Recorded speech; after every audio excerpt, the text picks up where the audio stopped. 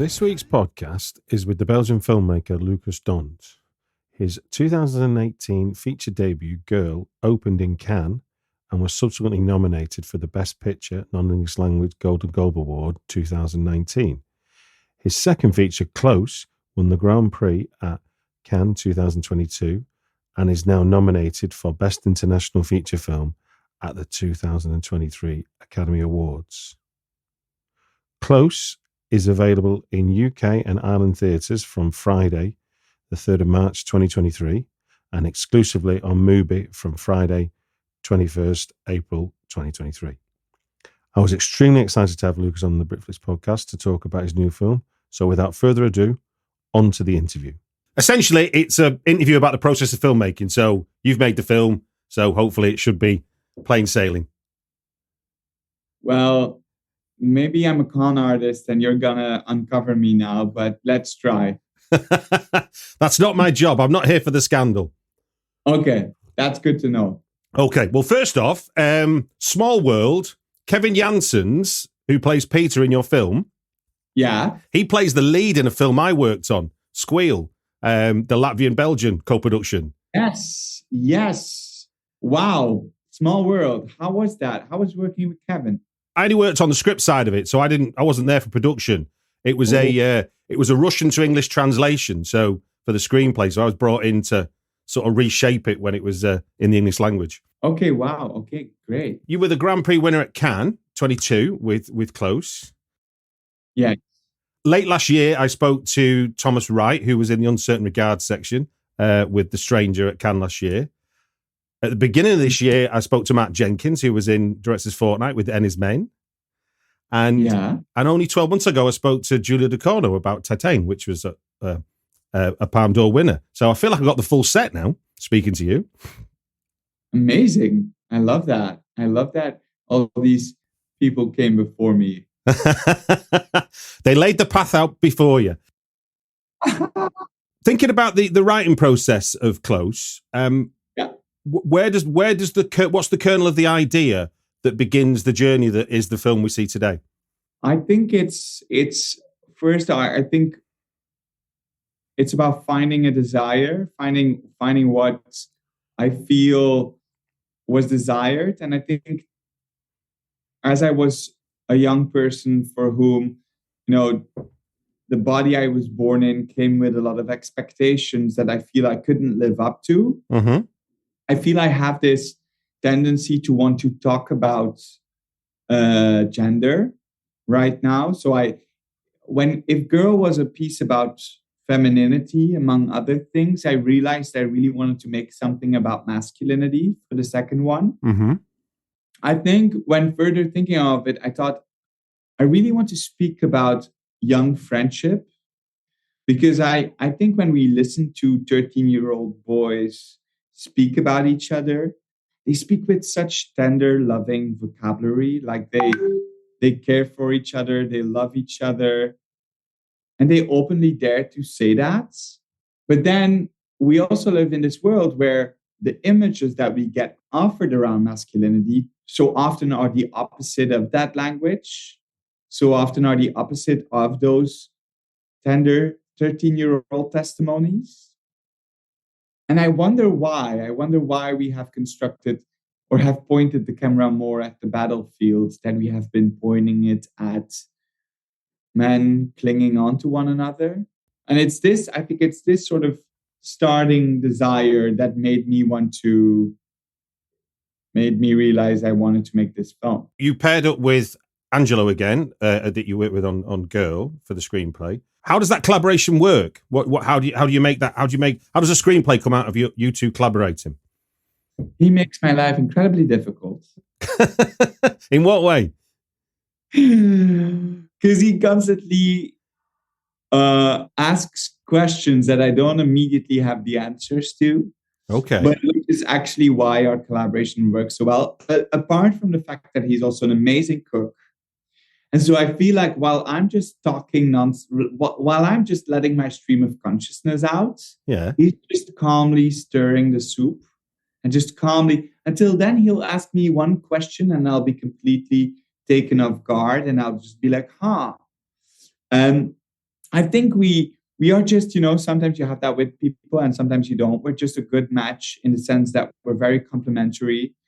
He's a very good dramaturge. And so I feel like he makes me wonder about things I hadn't necessarily wondered about before. We do a lot of talking. I Yeah. mean, we do a lot of talking, and I think our writing happens mostly in those conversations where we try to look for a shape that is as precise and as clear as possible for what we want to say, Mm-hmm. and that we spend a long time on. And then we each go our own ways and write scenes and then compare them. But Okay, so you'll write similar. You'll write the same scene each, or you'll write different scenes. And yeah, okay, that's interesting. we write the same scene, and then we come together and we look at why the other wrote it that way and why we compare our point of view on one and the same scene. Can you give an example of a scene where it's almost like the perfect hybrid of the two of you? I don't know if you know this, but I wanted to be a dancer before I wanted to be a filmmaker. Okay. So I usually tend to write silent scenes where people don't talk. And then Angela always confronts me with the fact that people actually do say things to one another. And I'm always like, no, they do not. People don't really speak. And he's like, yes, they do. So I feel like he is very much looking at ways to convey through spoken word, and I'm very much looking at ways to convey through physicality. I think, for example, when you look at a scene like the dinner scene, there's one big dinner scene in the second half of the film, which is a very important moment. I think that is a scene where both of our writing comes together in the terms of what do people say, how is emotion sparked to what is said, who moves in what direction. I think it's an ideal combination of the two of us combined. Yeah. It's a beautiful scene that basically the ghost of Remy just sits over the table, really, doesn't he? Yeah, I mean, there's this sort of testimony of a teenager, of an 18-year-old expressing what he thinks he might do after his school ends. And of course, we know that is sort of, that there's a lot to project on that. Yeah. And also, I think what is very, for us, important in that scene, it's a scene where we see an adult man publicly,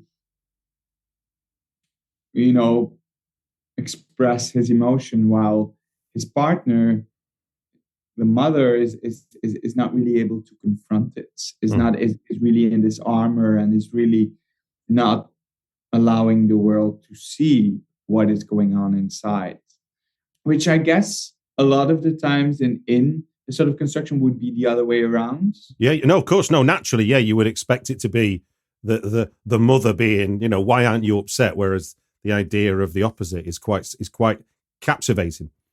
Yeah, exactly. And we really, when we debated on how these characters, deal with these big emotions, it's really something that we came at together, being like, okay, we really want to see that it in this form. Well, obviously, Close is about the relationship of two young boys, and the way the story pans out, the two boys, Leo and Remy. The story then, the film then rests on Leo's shoulders quite a lot in terms of what we see, and that's some feature film debut, I think, from Eden. Is it Dabrin? Do I pronounce it? Yeah, Eden Dabrin. Given the importance of that role to the film, how did you find, or how did you cast for Leo? I think we avoided thinking about casting for a long time because we were just like writing, and then we realized, we actually gonna need two 13-year-olds at that very precise moment in time who will probably have never acted before. Yeah. And I went to all the schools in and around Brussels to really scout, young people and find young talents. But then something really peculiar happened because I was taking a train from Antwerp to Ghent. Yeah.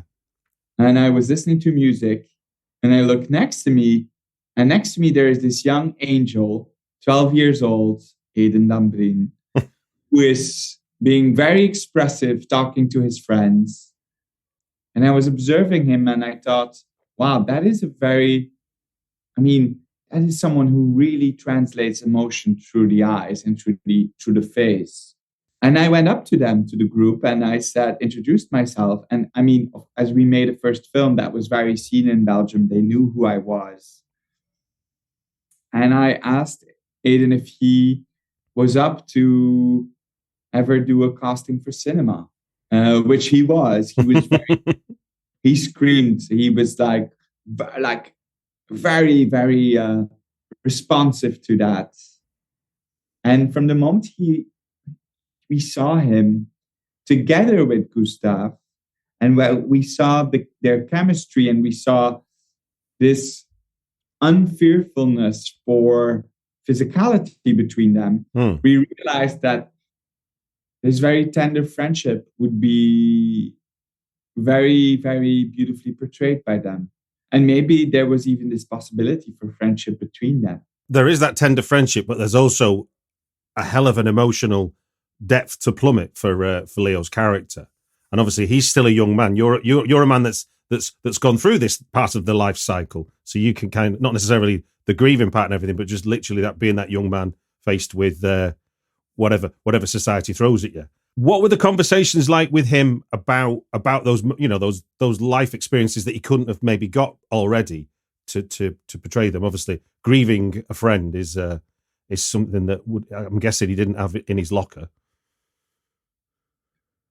Well, I think that, to quote, and I don't know the exact quote, but I don't know if you know the French writer Edouard Louis. No. The French writer, he wrote The End of Eddie, among many other books. And there's a sentence in one of his books where he says, "It's so unfair that I am 16 and I feel like I have already lived 5 lives." Okay. And I feel that sentence goes for some people. Mm-hmm. And I feel like Aiden, first of all, is one of those people. And second of all, I think we underestimate sometimes the emotional worlds and the capacities to phrase and to be in touch with strong emotions in the universe of kids. When Aiden and Gustav read the script for this film, I think the conversation that we had around it shaped the film in so many ways. Because the way they reflected on grief and on loss, maybe in the most poetic sense of the word, was so powerful. And I think, at 13, you're still so connected to the heart. Yeah. You have a sort of pure, radical way of seeing the world and of expressing the world. You know everything, don't you? You know everything. Yeah. And as adults, I think sometimes we lose that because we try to say things that are accepted or expected. And sometimes we lose that very essential, radical way of expressing ourselves. So I strongly believe in the power of listening to 13-year-olds. And I think friendships are at the core of their lives. And I think they really understand what it means to push away and to be pushed away. I guess as well at that young age, you're not into the realms of diplomacy, which is obviously what high school begins to teach you, which is there are unwritten rules that you're meant to fit into, as opposed to just follow your heart, which is, I guess, what you can do from years 0 to 12.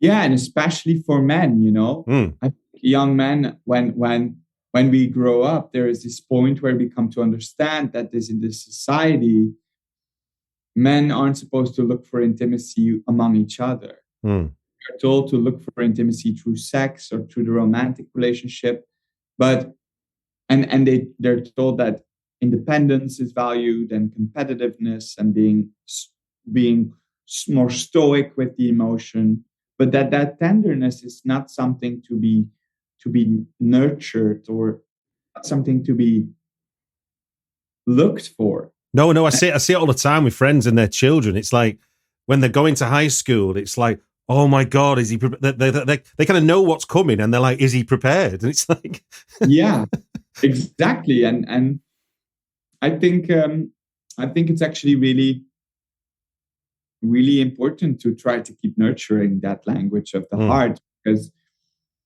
because we don't validate enough the importance of men for men. Yeah. One last question for you. Can you give an example of a scene where Eden sort of took the performance somewhere where you just weren't ready, you weren't expecting it? Like he completely surprised you in terms of what he decided to do when the camera was rolling. I think that there was this scene that I'm very proud of, also in the bus in the very middle of the film. Yeah, it's a scene where they come from a school trip, and there's something really. It's a point where the tonality of the film starts to shift. Yeah. And the performance of those two actors there, of Eden and Leah, who, of course, had built this relationship and who had really worked together in the rehearsals for a long time. But the emotion and the emotional depth that they arrived at in that scene and working together and pushing each other to that point was really, really extraordinary for me as a director to see, because I think in that moment, they also so much directed each other.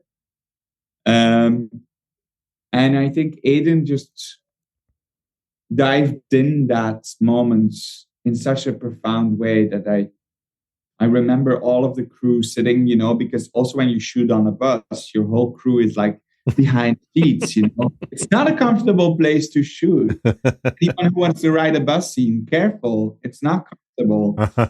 And I just remember everyone just hiding behind the seats. And so my head was like down, and I was looking at a monitor, but also at my crew. And I just felt in that bus, all the crew members just, sometimes you feel among your crew when something is felt, deeply, deeply felt. And I think we all felt it. Okay. Well, look, a Belgian filmmaker got to be the best filmmaker of ever in the recent Sight and Sound magazine, and you are up for the Foreign Film Oscar, I believe. Exactly, we are. So is it good luck for being a double on Belgian's year? That's so great. Chantal Akkerman is a very important filmmaker to me. Very, very important filmmaker. And I'm very proud to be a fellow Belgian filmmaker. And so, yeah, I mean, I feel very privileged. I know how much art there is out there that doesn't always get celebrated to that extent. And so I will take it. I will take it in, and I will celebrate. I think you should. Look, it just gives me to say thank you very much for giving your time on the Britflicks podcast. Thank you, Stuart. Happy to make it work. Close is available in UK and Ireland theatres from Friday, the 3rd of March 2023, and exclusively on MUBI from Friday, 21st April 2023. Come on and put me in a loving shoe, and let me rock you like you want me to. 2,000 bricks to clean, and we've had our fill. You put on the coat and I'll get the bill. This is a love story and I'm singing to you. Me and my baby loving in the rockin' shoe. Come on and put me in a loving shoe, yeah. Let me rock you like you want me to, yeah.